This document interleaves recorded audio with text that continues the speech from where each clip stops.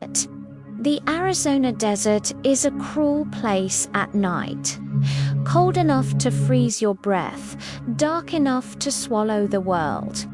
26-year-old Mark Henson learned this the hard way when his car's engine decided to overheat on a desolate stretch of highway, stranded miles from anything. He was about to give up hope when he saw it. Through the thick, rolling fog, a broken neon sign flickered erratically. Sunset Valley Motel vacancy. Relief washed over him. He grabbed his bag and walked toward the faint light. The motel looked like it was pulled from a black and white movie, weathered and silent. He pushed open the office door, a small bell chiming softly above him. The lobby was empty, coated in a thick layer of dust. "Hello," Mark called out, his voice sounding small in the stillness. No manager, no sound at all, not even a clock ticking. He waited, scanning the empty space. Then his eyes widened. On the wooden counter, a room key began to slide, moving smoothly across the dusty surface, as if pushed by an unseen hand.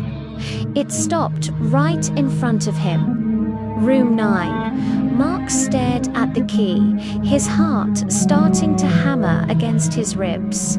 "Hello, is anyone here?" he whispered, his voice trembling. Only silence answered. With a shaky hand, he picked up the key. The moment Mark stepped into room 9, a heavy, unnatural coldness settled over him.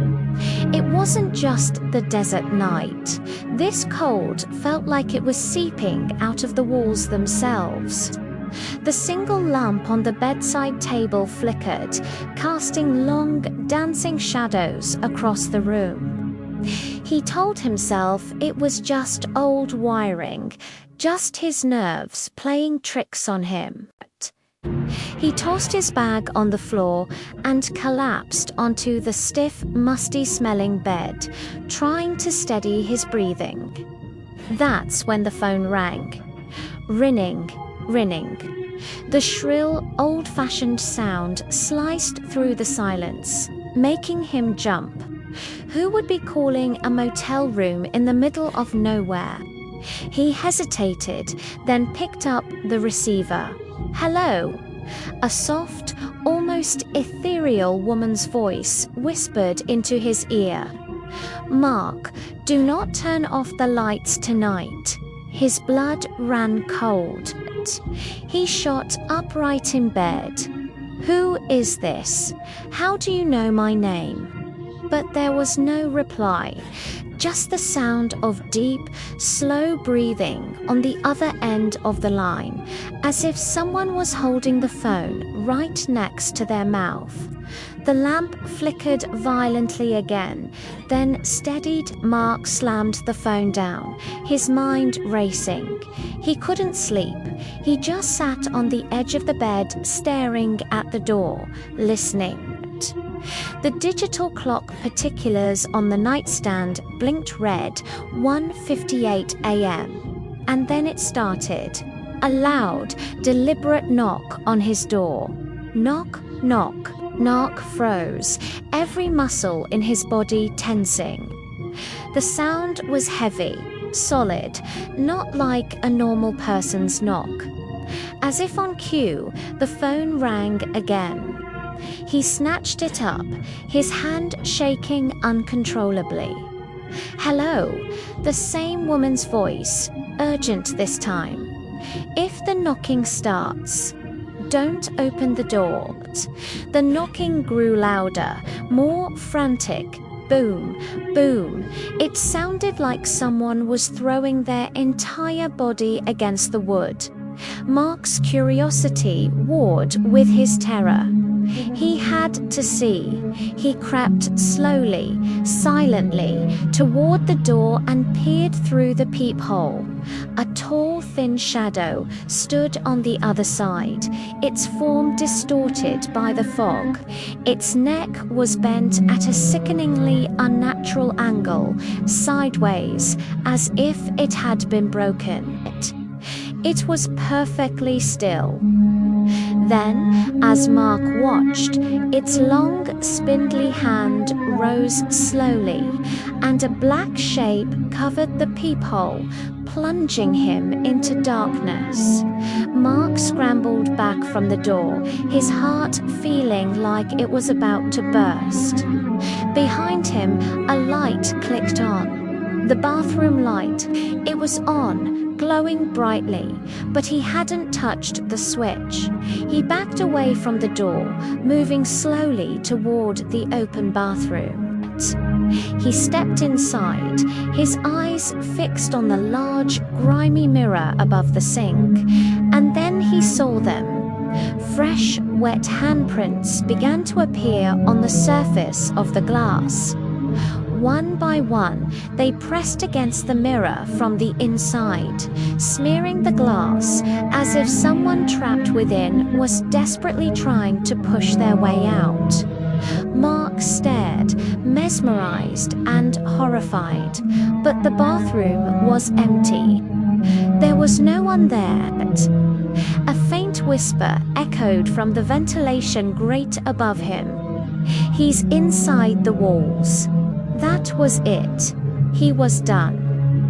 Mark bolted from the bathroom, grabbed his car keys from the nightstand, and threw open the door to room 9. He sprinted out into the night. The fog was even thicker now, a damp grey blanket criterios everything in sight. He ran toward the parking lot, his keys clutched, being in his fist.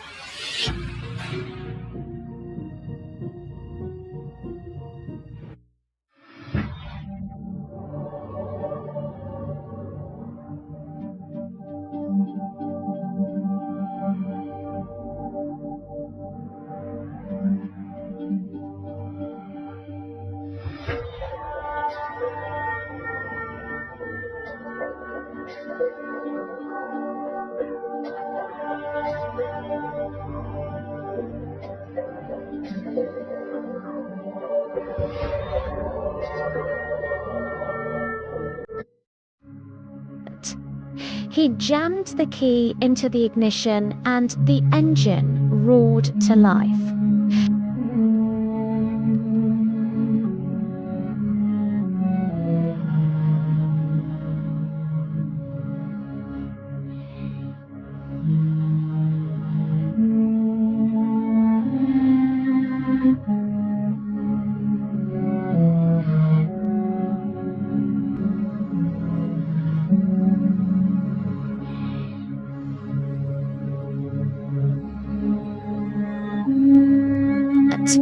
The radio volume cranked guangol, the static screaming in his ears.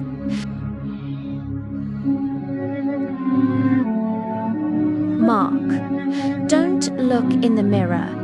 It was a command, a final, desperate warning, but it was too late.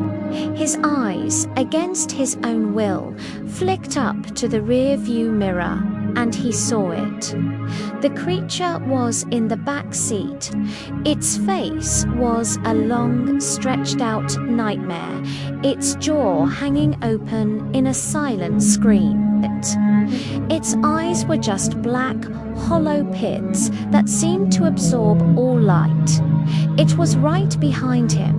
It leaned forward, its grotesque head moving closer to his shoulder, its cold, dead breath ghosting across his neck. Mark opened his mouth and screamed, a sound of pure, unadulterated terror. As he screamed, the car's windows spiderwebbed with cracks, and the headlights exploded in a shower of glass. The thick white fog surged forward, swallowing the car whole, snuffing out the light and the sound completely. The next morning, a local sheriff found Mark's car parked neatly in its spot. The engine was still running, the driver's side door hanging open. The seatbelt was undone, but there was no sign of Mark Henson. Inside the motel office, the old leather-bound guest register lay open on the counter, and on a new line in fresh, elegant script, a new entry had appeared. Mark Henson, checked in 1:32 a.m., checked out 3:03 a.m., taken on the counter. Next to the open book sat the key to room 9.